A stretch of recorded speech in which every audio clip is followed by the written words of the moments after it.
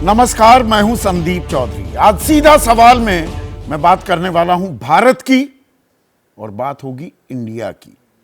भारत जोड़ो की और इंडिया तोड़ो की। और आने वाली जो राजनीति है वो इन्हीं धाराओं के बीच बहती दिखेगी।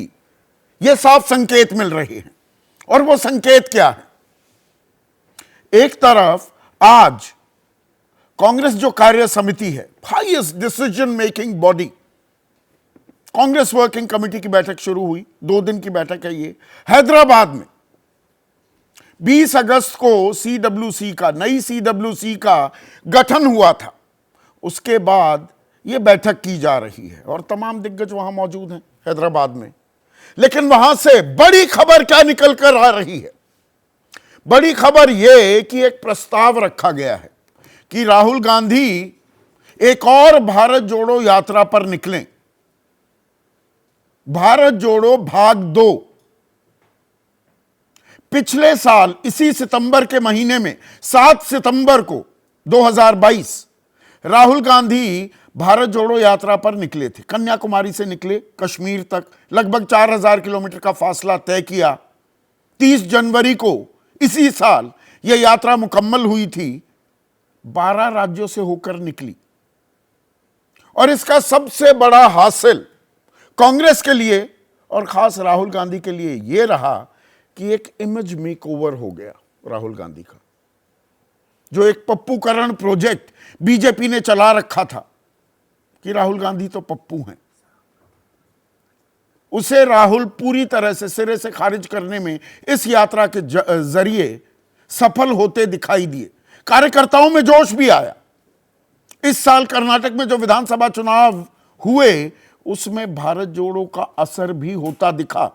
हालांकि पिछले साल गुजरात में भी चुनाव हुए थे, सुपड़ा साफ हो गया था कांग्रेस का, वहां उससे वो निकले भी नहीं।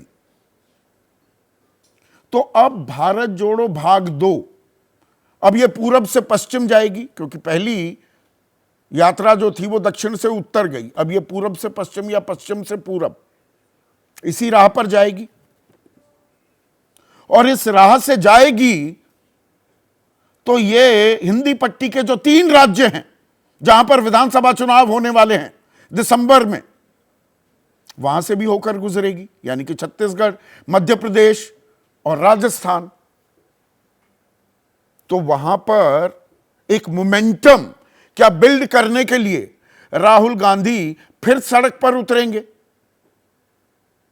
क्योंकि भाषण देने में, रैलियों को संबोधित करने में वो 19 ही नहीं, बहुत पीछे दिखाई देते हैं प्रधानमंत्री नरेंद्र मोदी के मुकाबले। लेकिन सड़क पर उतरते हैं तो एक वो कनेक्ट, और जी मैं नफरत की दुकान बंद करने और मोहब्बत की दुकान खोलने आया हूं, उस नैरेटिव को क्या आगे बढ़ाती दिखेगी कांग्रेस।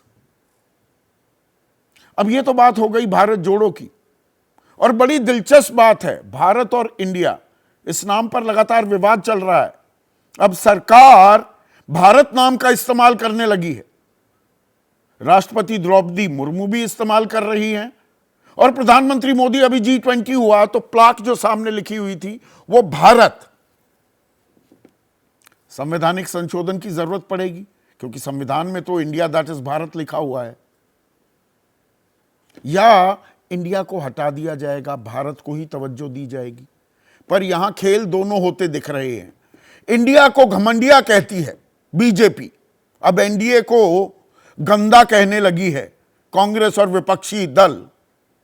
पर इंडिया के साथ साथ इंडिया पर जो निशाना साध रही है बीजेपी, क्या एक रणनीति है कि भारत जोड़ो यात्रा निकलेगी या निकाली जाए तो भारत पर, अब क्योंकि वो बीजेपी अप्रोप्रिएट करने की कोशिश कर रही है, तो ये भी क्या रणनीति का हिस्सा हो सकता है। पर इंडिया तोड़ो की एक धारा और साथ चलती दिख रही है।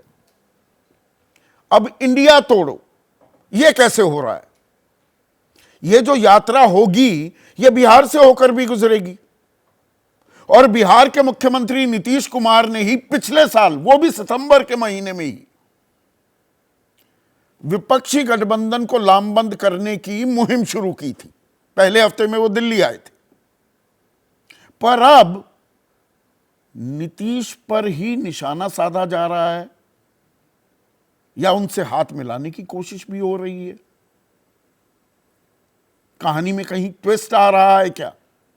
क्योंकि जिस बिहार से गुजरेगी ये यात्रा, वो तो गुजरेगी तब गुजरेगी, लेकिन अभी तो अमित शाह वहां से गुजर रहे हैं, बीजेपी के मुख्य रणनीतिकार, उनके चाणक्य। और वो बिहार में आज क्या कहते पाए गए? उन्होंने कहा कि ये देखिए, नीतीश और लालू का साथ तो तेल और पानी की तरह का है, इनका संगम नहीं हो सकता, इनका मिलाप नहीं हो सकता। और साथ ही साथ यह भी बता दिया बिहार की जनता को कि जल्द चुनाव होने वाले हैं। अब जल्द चुनाव का क्या मतलब? सरकार तो है वहां पर, जेडीयू में तोड़फोड़ की जाएगी क्या? ऑपरेशन लोटस को अंजाम दिया जाएगा? फिर तो महाराष्ट्र की तरह सरकार बना सकते हैं। 113 है वहां पर बहुमत का आंकड़ा, सबसे बड़ा दल आरजेडी है, 43-44 सीट के साथ जेडीयू है। टूट भी हो जाए तो फिर सरकार बन जाएगी। पर चुनाव की बात वो क्यों कह रहे? और नीतीश कुमार, उनकी नाराजगी को लेकर कुछ कयासों का बाजार भी गर्म है। नीतीश कुमार कह रहे हैं फालतू की बातें, मैं कोई नाराज नहीं, लेकिन उन्हें इंडिया का संयोजक नहीं बनाया गया। इंडिया नाम से उनको दिक्कत थी, मुंबई से वो जल्द वापस आ गए थे इस बाबत। ये सूत्रों के हवाले से मैं मुकम्मल पुख्ता खबर आपको बता रहा हूं, यहां पर मैं कयासबाजी नहीं कर रहा हूं। वो नाराज थे, वो संतुष्ट या सहमत नहीं थे इंडिया नाम से। ऊपर से लालू प्रसाद यादव का दबाव क्या लगातार बढ़ता जा रहा है, और लालू प्रसाद यादव और कांग्रेस की दोस्ती, खास राहुल गांधी के साथ उनके संबंध जितने प्रगाढ़ होते दिखे हैं, चंपारण मटन बनाते और सिखाते पाए गए लालू प्रसाद यादव राहुल गांधी को। क्या इसे लेकर नीतीश कुमार असहज भी हो रहे हैं? तो कुछ खेला भी हो सकता है क्या? नीतीश कुमार ने ये सारी बातें सिरे से खारिज कर दी हैं कि कुछ अता पता नहीं है अमित शाह को, कुछ भी बोलते हैं। वो बयान मैं आपको सुनवाने वाला हूं। पर इंडिया में क्या सब कुछ ठीक ठाक है? यह सवाल अभी जस का तस कायम है, क्योंकि 2 दिन पहले खबर आई थी कि भाई इंडिया का गठबंधन की, महागठबंधन की पहली साझा रैली वो भोपाल में होने वाली है अक्टूबर के महीने में, अक्टूबर के पहले हफ्ते में। लेकिन अब खुद वहां पर कांग्रेस के मुख्यमंत्री पद के चेहरा कमलनाथ ने इस बात को इनकार कर दिया कि नहीं, यहां पर रैली नहीं होगी। अब जानकार बता रहे हैं कि एक तो ये सनातन धर्म को लेकर जो विवाद बना हुआ है, और प्रधानमंत्री मोदी कह रहे हैं पीछे पड़ जाओ विपक्ष के इस बात को लेकर। एमके स्टालिन, उनके बेटे, अब अपने रुख पर, अपने बयानों पर कायम हैं। तो एमके स्टालिन भी आते साझा रैली में, तो कांग्रेस को नुकसान की आशंका होने लगी क्या, कि बना बनाया खेल बिगड़ ना जाए। और साथ ही साथ एक और खेल भी चल रहा है, वो ये कि अरविंद केजरीवाल, आम आदमी पार्टी, और अखिलेश यादव यानी कि समाजवादी पार्टी, वो अपने उम्मीदवार खड़े करने का मन बना चुकी है।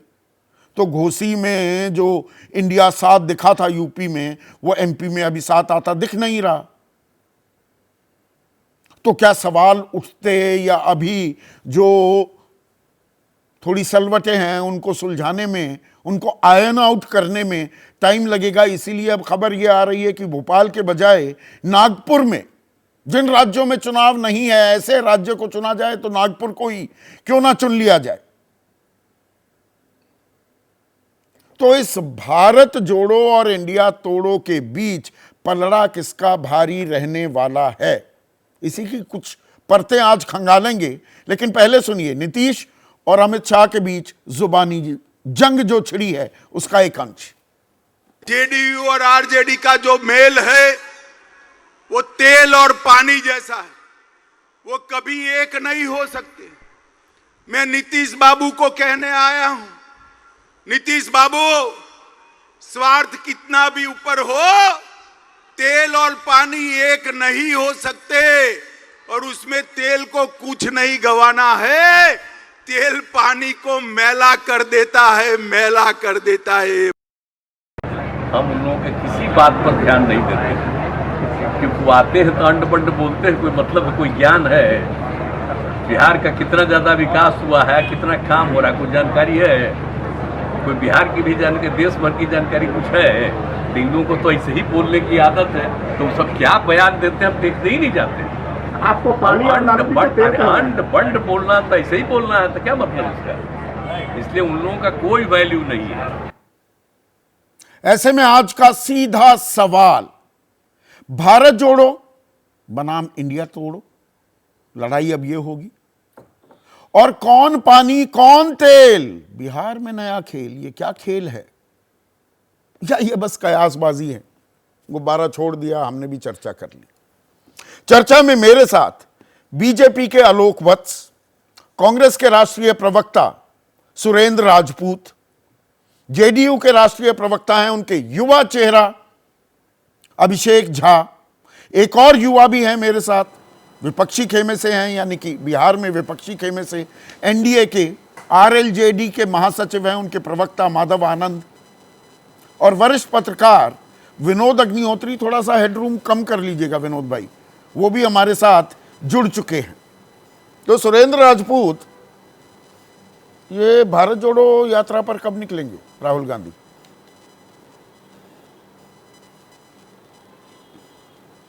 निकलेंगे और भारत जोड़ो यात्रा की पूरी बात भी हो रही है, रूपरेखा भी तय हो रही है, पूरब से पश्चिम तक की यात्रा होनी है।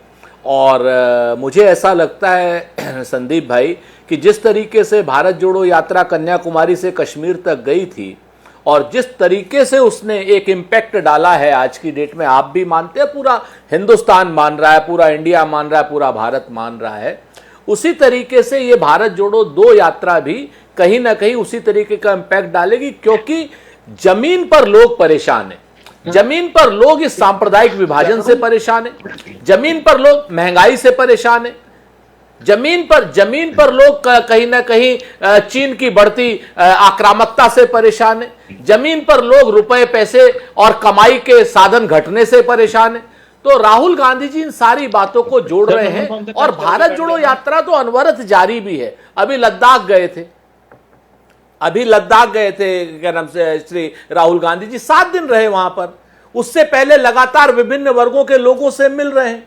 अब ये बात जो आपने कही, आज बड़ी महत्वपूर्ण बात कही कि कब निकलेगी ये यात्रा या इंडिया तोड़ो, ये यात्रा तो कब निकलेगी? ना पहले ये बताइए कब निकलेगी यात्रा, और ये मध्य प्रदेश, छत्तीसगढ़, राजस्थान, बिहार, यहां से होकर जाएगी या नहीं जाएगी? बिल्कुल जाएगी।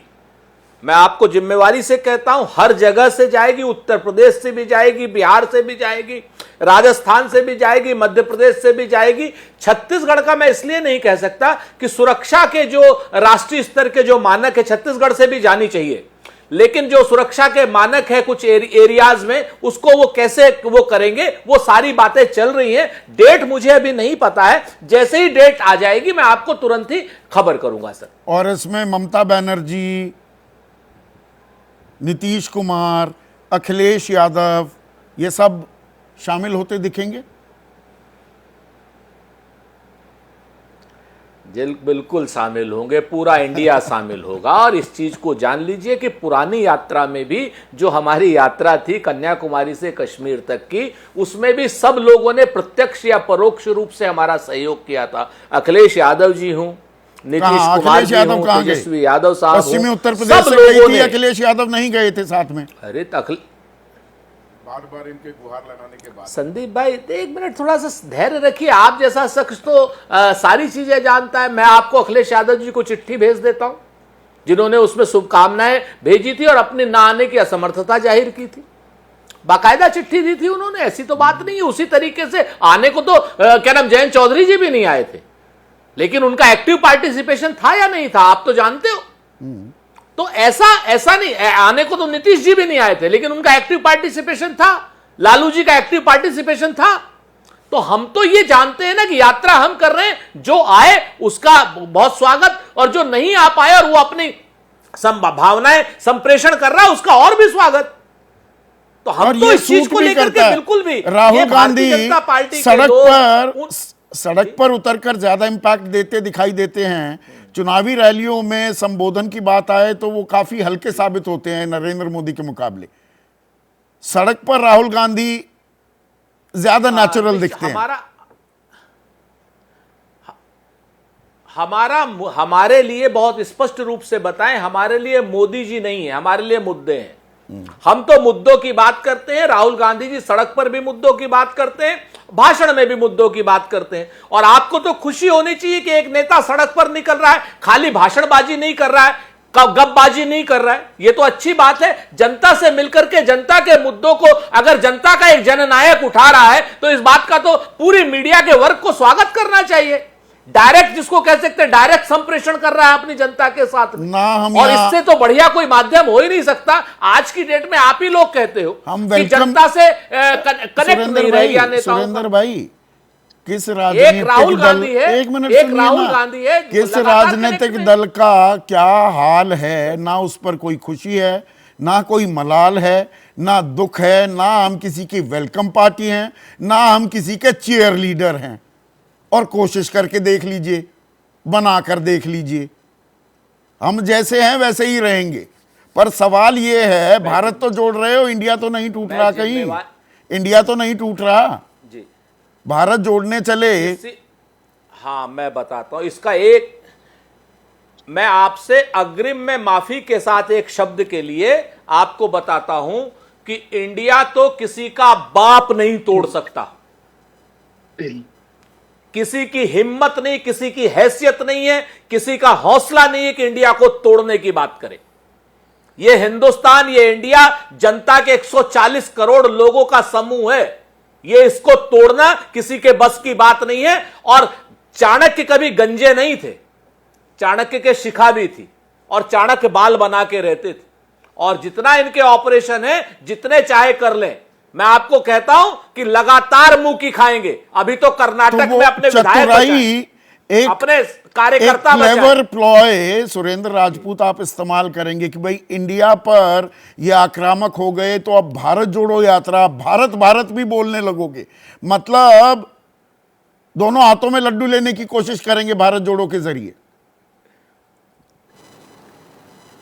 हम तो कहते हैं ना कि सर दोनों ही पक्ष आए हैं तैयारियों के साथ। हम गर्दनों के साथ हैं, वो आरियों के साथ। मेरी मां का नाम इंडिया भी है, मेरी मां का नाम भारत भी है, मेरी मां का नाम हिंदुस्तान भी है, मेरी मां का नाम आर्याव्रत भी है, और तमाम दक्षिण भारतीय ऐसे नाम हैं जो भारत के लिए जाते हैं। सब मेरी मां के अलग अलग किस्म के नाम हैं। जैसे आप अपनी मां को अम्मा कहते हैं, मैं मम्मी कहता हूं, कोई आई कहता है, कोई ईजा कहता है, इसी तरीके से मेरे इंडिया के सारे नाम है, सबका स्वागत। तो इसलिए भारत का नाम भी इंडिया के साथ साथ इंडिया भी इस, हाँ, भारत का नाम भी आप इस्तेमाल कर रहे हैं। पर आलोक वत्स, और आप बिहार से आते हैं, आपकी जन्मस्थली है, ये बिहार में कौन पानी है, कौन तेल है, ये क्या खेल है?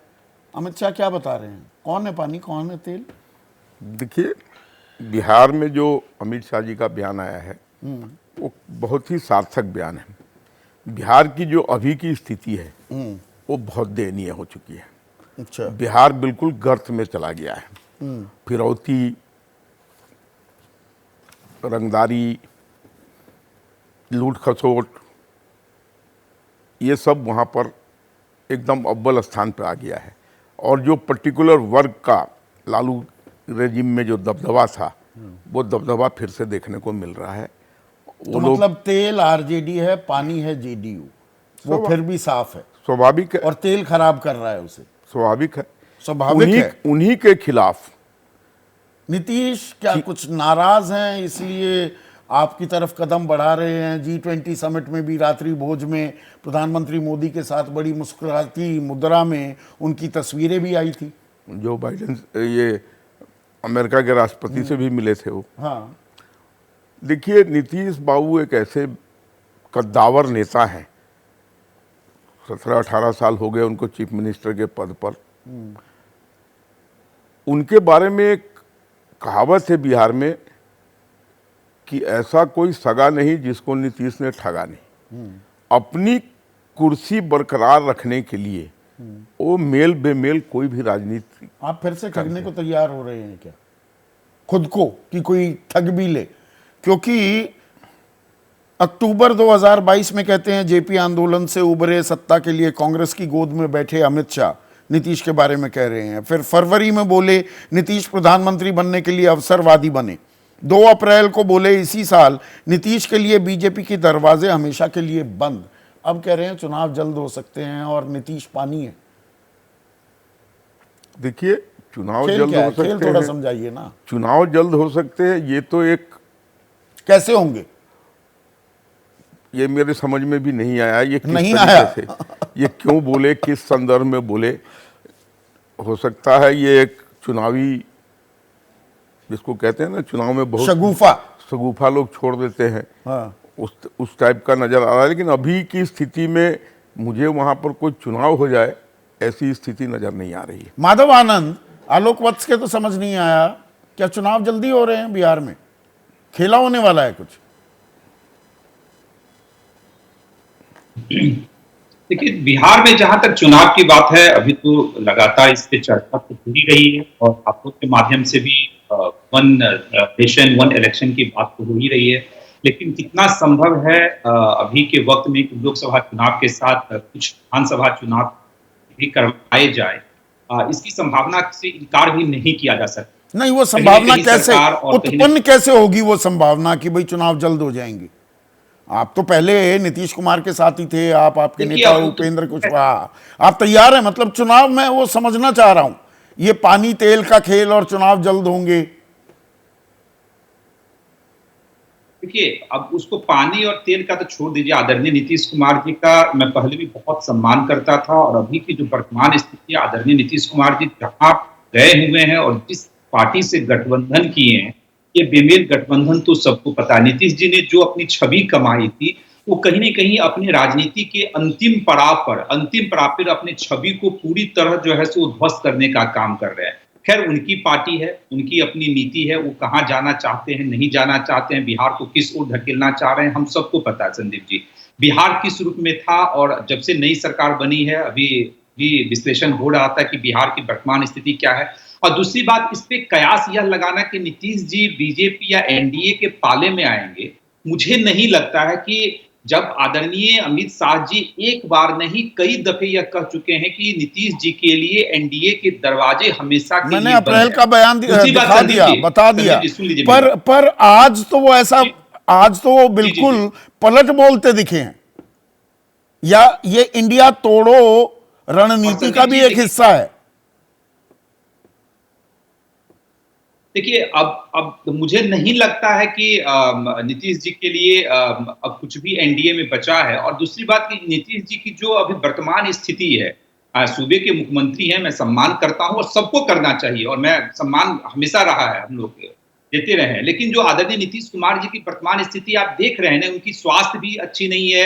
अब क्या बोलते हैं अमित शाह जी के लिए, उन्होंने क्या वर्ड यूज किया, क्या अंड बंड बोलता है। कोई सूबे का मुख्यमंत्री अगर इस तरह का वाक्य का प्रयोग करे तो उनका मानसिक स्थिति आप समझ सकते हैं। कुछ दिन पहले अब खुद जैसे गृह मंत्री हैं, उनको यह नहीं पता है कि मैं गृह मंत्री, और कह रहे हैं गृह मंत्री को फोन लगाओ ना। अधिकारी को एक बार नहीं 4 बार अधिकारी को बोले कि गृह मंत्री को फोन लगाओ, गृह मंत्री को फोन लगाओ, और 17 साल से खुद गृह मंत्री हैं। तो इनकी जो मानसिक स्थिति है, यह मैं नहीं बोल रहा हूं, पब्लिक डोमेन में है। पर बीजेपी और एनडीए की, नीतीश कुमार को लेने से माधव बीजेपी की और एनडीए की स्थिति क्या है? देखिए, हिंदी पट्टी में ये कम लोगों ने नोटिस किया होगा, जबकि जानकारी सबके सामने है।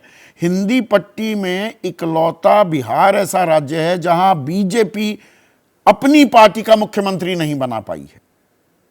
और जातीय समीकरण और बिहार फॉर्मूला जो नीतीश कुमार लगातार सामने पेश कर रहे हैं 2024 का, क्या वो दरअसल चिंता का सबब है और इसीलिए भ्रम की स्थिति पैदा करने के लिए अमित शाह ऐसे बयान दे रहे हैं? देखिए आदरणीय नीतीश कुमार जी का जो वोट बैंक है, संदीप जी आप भी समझते हैं, एक समय था कि उनका वोट बैंक अच्छा खासा था, लेकिन जब महागठबंधन की सरकार बनी, जब तेजस्वी यादव जी के साथ उन लोगों का जैसे गठबंधन हुआ, तो आपने देखा कि 3-4 उपचुनाव हुए। उस उपचुनाव के परिणाम में आपको पता चल गया और आरजेडी को भी पता चल गया कि नीतीश जी का जो वोटर है, कोर वोटर है, वह भी जैसे वोट ट्रांसफर नहीं करवा पा रहे हैं। तो कहीं ना कहीं जो उनकी अब जो स्थिति है, मुझे नहीं लगता है कि उनका कुछ वोट बैंक बचा हुआ है और उनके हाथ में वो पहले वाली ताकत है कि जहां चाहेंगे वो वोट ट्रांसफर कर लेंगे। और बीजेपी इस पूरे चीज को अच्छी तरह समझती है।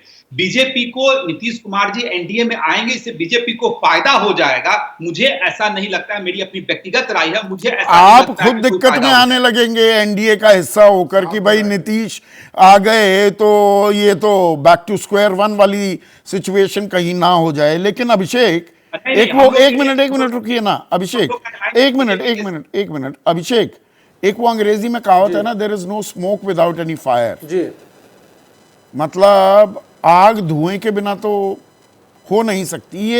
ये धुआं क्यों उठ रहा है? ये कौन सी आग लगी है बिहार में?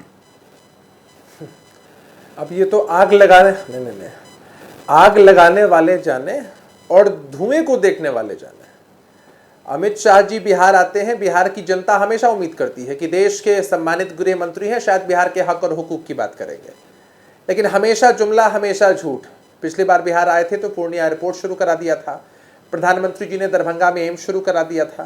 बिहार के लोग आज भी दूरबीन लेकर एयरपोर्ट और एम्स को ढूंढ रहे हैं। बिहार के हक की बात कभी नहीं होती है, सिर्फ राजनीतिक बातें होती हैं, भ्रष्टाचार की बातें होती हैं। हेमंत बिस्व शर्मा जी बिहार में ही घूम रहे हैं, भ्रष्टाचार के प्रतीक हैं, इनकी पार्टी में आते ही पवित्र हो जाते हैं। अजीत पवार है, शुभेंदु अधिकारी है, कई ऐसे उदाहरण हैं। तो भ्रष्टाचार पर ना ही बोले तो अच्छा है। और तेल और पानी की बातचीत हो रही थी। देखिए देश की जनता ने मन बना लिया है कि भाजपा के दलदल में नहीं फंसना है, भाजपा के कीचड़ में नहीं फंसना है, क्योंकि ये दाग देश की जनता नहीं चाहती है अब। और नीतीश कुमार जी पर जो लोग सवाल उठा रहे हैं, नीतीश कुमार जी कल भी आईना थे, आज भी आईना है। सोचना उनको है जिनके दिल में कुछ और है और शक्लों पर कुछ और। तो नीतीश कुमार जी ने तो सिरे से इन बातों को खारिज कर ही दिया है।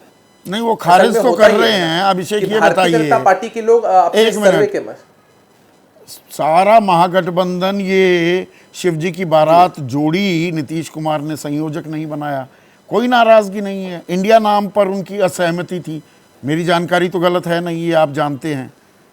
अब इन चीजों को लेकर कि अरे मुझे ही हाशिए पर डाल रहा है क्या इंडिया, इस बात को लेकर कहीं असहजता, एक नाराजगी पैदा हो रही है नीतीश कुमार में, आपकी पार्टी में? नीतीश कुमार जी ने भारतीय जनता पार्टी को छोड़ा, भारतीय जनता पार्टी ने नीतीश कुमार जी को नहीं छोड़ा। नीतीश कुमार जी हो या हमारी पार्टी की आधिकारिक लाइन हो, कभी भी आपने बयान सुने होंगे तो यही बात है कि उनकी कोई व्यक्तिगत महत्वाकांक्षा नहीं है। प्राथमिकता में शामिल है विपक्षी एकजुटता, जिसके लिए उन्होंने प्रयास किया।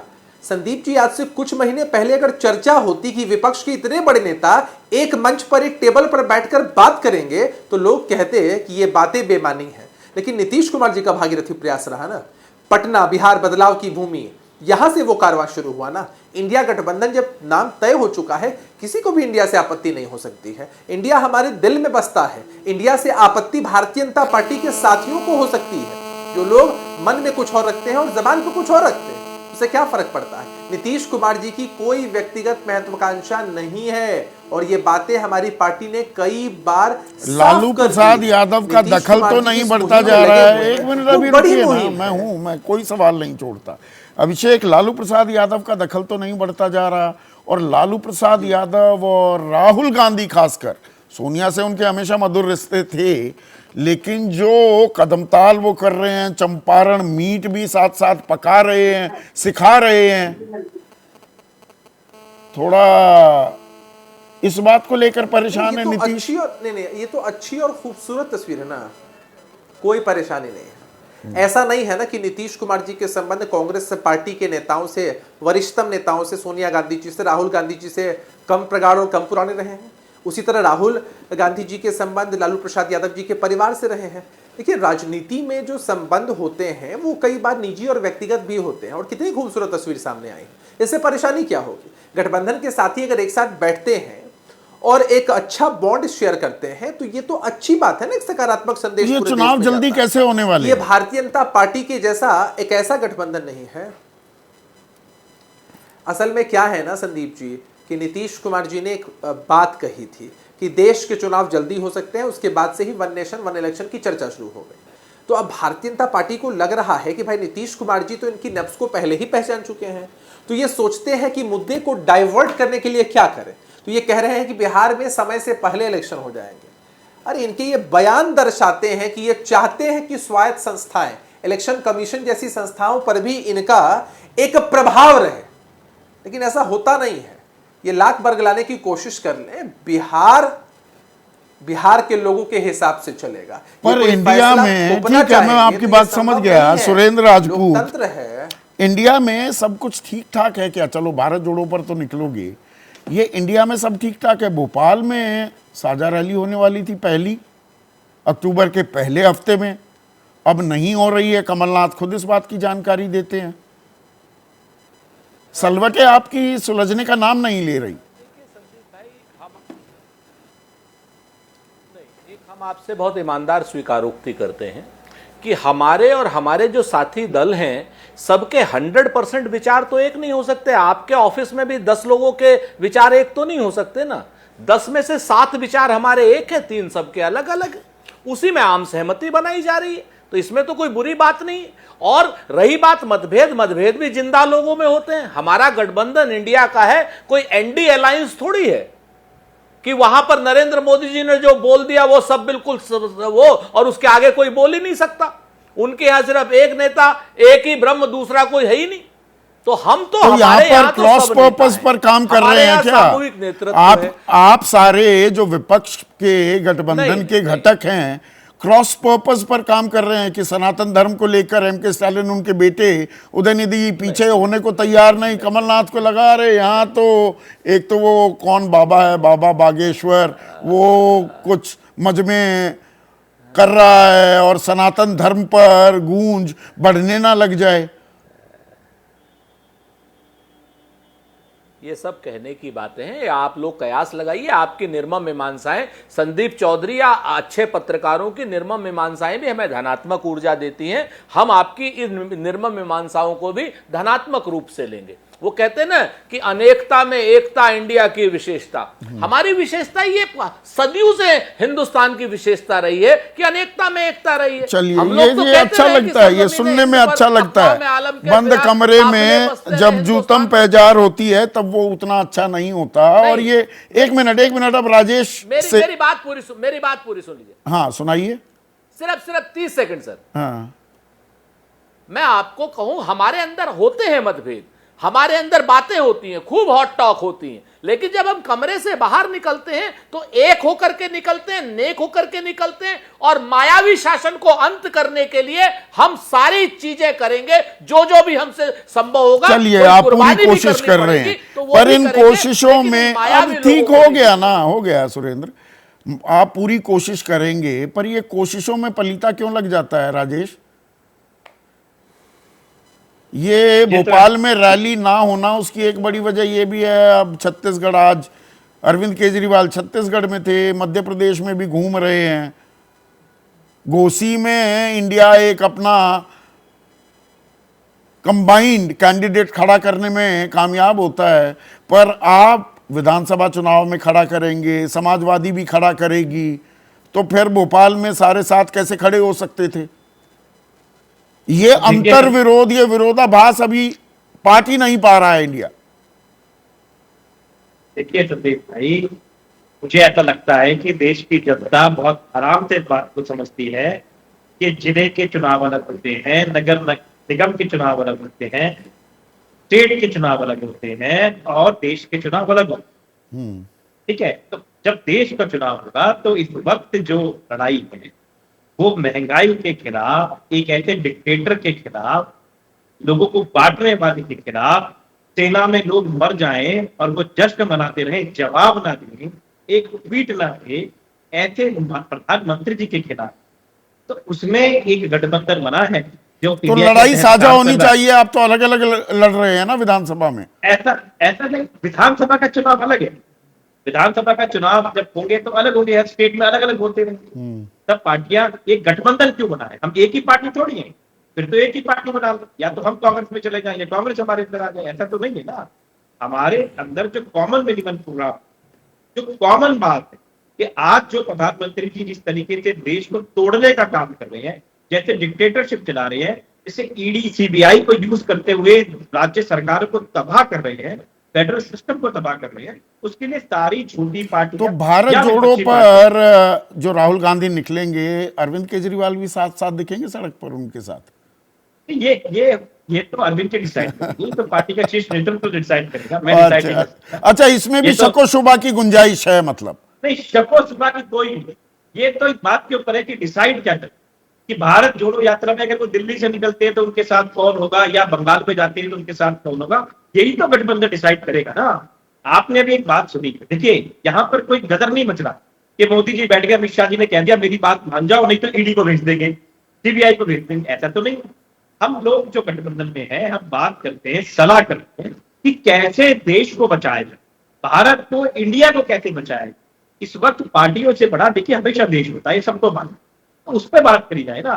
तो बात करेंगे, सलाह करेंगे, उसके अंदर कुछ बातें हो सकती है जो किसी को, एक आदमी को ठीक ना लगे, बाकी लोग इस पर विचार करेंगे, अंत में जो चीज निकल के आएगी वो मैं आपको वही अभी अंत का इंतजार है। वो अंत काफी दिनों से ये भी एक अंतहीन कहानी हो रही है। लेकिन विनोद, हाँ बोलिए ना। जब सब मिलके बात करेंगे, देश की खूबसूरती यही है, अलग अलग भाषाएं हैं, अलग अलग राज्य हैं, अलग अलग खाना पीना है, अलग अलग वेशभूषा, लेकिन जब कॉमन चीजें निकल के आते, तिरंगा बना, ये देश का तिरंगा बना, तो एक बार फिर एकदम अरे भाई वो बात वो ठीक है, ये सोशल साइंस का, सोशल स्टडीज का पाठ थोड़ा चल रहा है। विनोद अग्निहोत्री, सवाल सीधा है, जो ये भारत जोड़ो और एक इंडिया तोड़ो, इन दो धाराओं के बीच ही अब राजनीति बहेगी, आप कैसे देख रहे हैं इसे? देखिए, भारत जोड़ो जो है वो तो कांग्रेस पार्टी और खासकर राहुल गांधी का अपना एक राजनीतिक कार्यक्रम है, जो जिसका पहला चरण पूरा हो चुका है, दूसरे की तैयारी हो रही है। अब उसमें इंडिया अलायंस के जो घटक दल हैं वो शामिल होंगे, अपना प्रतिनिधि भेजेंगे कि नहीं भेजेंगे, ये शायद इंडिया अलायंस की बैठक में तय होगा। क्योंकि पिछली जो भारत जोड़ो यात्रा हुई थी उसमें उनके जो गठबंधन के सहयोगी थे शामिल हुए थे, शिवसेना शामिल हुई थी, एनसीपी शामिल हुई थी, डीएमके शामिल हुई थी, जो उस वक्त कांग्रेस के घटक दल थे लगभग, जहां जहां उनकी यात्रा गई थी।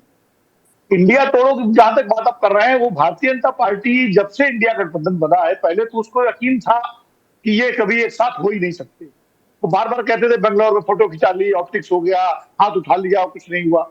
अब वो पटना में बैठक हो गई, बैठक हो गई, अब आगे देखो क्या होता है। फिर बेंगलुरु में बैठक हो गई, उस पर कुछ बातें बनी, नाम आ गया। फिर मुंबई में बैठक आ गई तो कमेटियां बन गई और कमेटियों के बाद फैसले होने लगे। तो उनके अंदर भाजपा को लगता है कि ये क्या मामले, तो गाड़ी चल पड़ी। अगर गाड़ी चल पड़ी और चल पड़ेगी तो आगे भी चुनौती कड़ी हो जाएगी। इसलिए जैसे महाराष्ट्र में उन्होंने एनसीपी और शिवसेना का ऑपरेशन किया, उस तरह का ऑपरेशन बिहार में करने की कोशिश भारतीय जनता पार्टी करती है, लेकिन अभी तक सफल नहीं हुई है। तो अब उसका एक ही तरीका है कि भाई ये नीतीश कुमार जी को की तरफ संकेत भेजो, उनकी तरफ कुछ जो है इस तरह के मतलब वो सांसें बीजेपी की दरअसल 4 राज्यों में अटकी हुई हैं, पश्चिम बंगाल, बिहार, महाराष्ट्र और कर्नाटका। उसी में बिहार को सबसे पहले साधा जाए, क्योंकि बिहार ही मॉडल दे रहा है इंडिया को विपक्षी एकता और सीट शेयरिंग का। देखिए, जिस दिन नीतीश कुमार अलग हुए थे बीजेपी से और वापस आरजेडी और कांग्रेस के साथ आए थे, उसी दिन इंडिया गठबंधन की नींव पड़ गई थी। अब ये कैसे बनेगा, क्या बनेगा, ये बाद में सारा सामने आ गया। चलो, इंडिया और भारत की थोड़े और सवाल मैंने आपसे करने हैं विनोद, थोड़ा सा इंतजार करना होगा आपको जवाब के लिए। लोग अपने सुझाव लगातार हमें भेज रहे हैं, नंबर सामने फ्लैश कर रहे हैं, साझा करेंगे। भारत जोड़ो बनाम इंडिया तोड़ो का खेल शुरू हो गया है क्या? और इसमें विनोद, क्या दरअसल ये इंडिया और भारत नाम पर भी अब राजनीति आगे बढ़ेगी और एक ट्विस्ट भी आएगा? इंडिया पर घेरने की कोशिश की पहले विपक्ष ने अपने गठबंधन को इंडिया नाम देकर बेंगलुरु के बाद, उसे घमंडिया करार दिया, गुलामों का प्रतीक बताया बीजेपी ने। पर अब ये भारत जोड़ो तो ये इंडिया के साथ साथ भारत नाम का भी इस्तेमाल होगा। ये राजनीति इन दो शब्दों के इर्द गिर्द भी घूमने वाली है क्या आने वाले महीनों की? देखिए संदीप भाई, जब से इंडिया, अपने गठबंधन का नाम विपक्ष ने इंडिया रखा, INDIA, तब से ही भारतीय जनता पार्टी के लिए एक समस्या ये उत्पन्न हो गई कि इसका परसेप्शन जो बन रहा है, इसको लेकर इससे कैसे लड़ा जाए। सबसे पहले Indian Mujahideen, east India company और इस तरह के तमाम सारे तुलनाएं की गई। उसके बाद वो भी नहीं चला तो फिर घमंडिया कहा गया। फिर भारत और इंडिया का मसला आया, G20 में भारत को प्रमुखता दी गई और अब उसको इंडिया अलायंस कहा जाने लगा। तो अभी तक भाजपा ये समझ नहीं पा रही है कि विपक्ष के इस दाव का कैसे मुकाबला करे, इसीलिए उसने भारत को आगे किया। दरअसल भारत जोड़ो यात्रा तो राहुल गांधी ने इंडिया अलायंस बनने से पहले ही शुरू कर दी थी और उसका नाम भी भारत जोड़ो यात्रा था। तो भारत जोड़ो यात्रा अब, और इनका जो कैश लाइन है वो भी है, जुड़ेगा भारत जीतेगा इंडिया, तो भारत तो उसमें जुड़ा ही हुआ है। अब ये एक ऐसी सिचुएशन हो गई है, ऐसी परिस्थिति बन गई है कि एनडीए और भारतीय जनता पार्टी को लगता है कि इससे जो इंडिया का जो परसेप्शन बन रहा है उसको कैसे तोड़ा जाए। इसीलिए बार बार जो है कभी भारत की बहस कभी आगे की जाती है। अभी तक इससे निकलने का कोई कारगर रास्ता इनको मिला नहीं है। अब एक तरीका उन्होंने कर दिया है कि सारी बहस को सनातन पर ले आए हैं। उदयनिधि स्टालिन के बयान के बाद आप देखिए प्रधानमंत्री जी उसमें बैकफुट पर आना भी पड़ा, इंडिया गठबंधन को बैकफुट पर आना पड़ा। अपनी पहली पब्लिक रैली जो भोपाल में होनी थी अब वहां से शिफ्ट कर दी है। हाँ, क्योंकि सनातन के मुद्दे पर मध्य प्रदेश को उनको नुकसान हो सकता है और वहां अगर उदयनिधि स्टालिन या इनके स्टालिन आते हैं तो निश्चित रूप से वो भारतीय जनता पार्टी उसको जिस तरह से उसका प्रचार करेगी, उसको मुद्दा बनाएगी, वो शायद कांग्रेस के लिए मुश्किल होगा मध्य प्रदेश में उसका सामना करना। मध्य प्रदेश पूरा हिंदी हार्टलैंड का तो सनातन मुद्दे की गूंज और भारी भरकम तरीके से सुनाई देगी हमें आने वाले दिनों में। देखिए, सनातन मुद्दे की गूंज तो भारतीय जनता पार्टी पूरी तरह से चुनाव तक खींचने की कोशिश करेगी और ये दोनों तरफ से होगा। ऐसा नहीं है कि भाजपा सनातन की बात करेगी तो विपक्षी जो इंडिया गठबंधन है उसके कुछ नेता जैसे स्वामी प्रसाद मौर्य या बिहार में चंद्रशेखर, ये अंबेडकर की बात करेंगे, ये पेरियार की बात करेंगे और ये जातिवाद की बात करेंगे ताकि पूरे चुनाव को सामाजिक ध्रुवीकरण की ओर ले जाया जाए। भाजपा सनातन का इस्तेमाल हिंदुत्व के ध्रुवीकरण के लिए करेगी तो ये उसका जाति ध्रुवीकरण और इसमें आरएसएस और सरसंघ चालक का ये कहना हम आरक्षण के पक्ष में, बिल्कुल यू टर्न जो उन्होंने मारा, और चाहे अगले 200 साल भी चले और हमने बहुत गलत किया है जी, अपने ही बारे में सनातन धर्म के बारे में ही कह रहे हैं कि पशुओं की तरह हमने अपने भाइयों को उनके साथ दुराचार किया है तो अभी आरक्षण चलने दो। ये नुआंस भी क्या इसीलिए, नुआंस ही नहीं मैं तो सीधा यू टर्न कहूंगा, क्या इसीलिए आया है? बिल्कुल, ये कई यू टर्न है। देखिए, भागवत जी ने पहले कहा हमारा सबका डीएनए एक है हिंदुओं और मुसलमानों का, उसके बाद उन्होंने कहा जाति जो है पंडितों ने बनाई, ये भी उनका एक बयान आया। अब उसके बाद 2015 का वो याद होगा कि आरक्षण की समीक्षा होनी चाहिए। हाँ। इनका एक नैरेटिव ये भी तो इसीलिए ये बयान बदल रहे हैं, अभी नब्ज टटोली जा रही है। भारत इंडिया का एक नैरेटिव तो है, सनातन धर्म क्या आगे और गूंजेगा और ये भारत जोड़ो बनाम इंडिया तोड़ो ये खेल और क्या रूप लेगा, आने वाला वक्त तो गवाही देगा। आप सभी का बहुत बहुत शुक्रिया। भारत जोड़ो इंडिया तोड़ो, इस खेल में कौन किस पर भारी पड़ेगा, जनता की राय क्या है? रमेश कुमार भोपाल से वो कहते हैं यात्रा का फायदा, ये भारत जोड़ो की बात कर रहे हैं, 3 राज्यों में कांग्रेस को मिल सकता है। जबकि विनीत मिश्रा हैं लखनऊ से, वो कह रहे हैं बीजेपी नीतीश दोनों के लिए साथ रहना फायदेमंद है। साथ कैसे रह पा रहे हैं पर, लेकिन अब जनता भी बार बार पाला बदलने वालों को समझ गई है। समझ गई है क्या? ये जनता जनार्दन के विवेक पर छोड़ देता हूं। आज इतना ही, नमस्कार।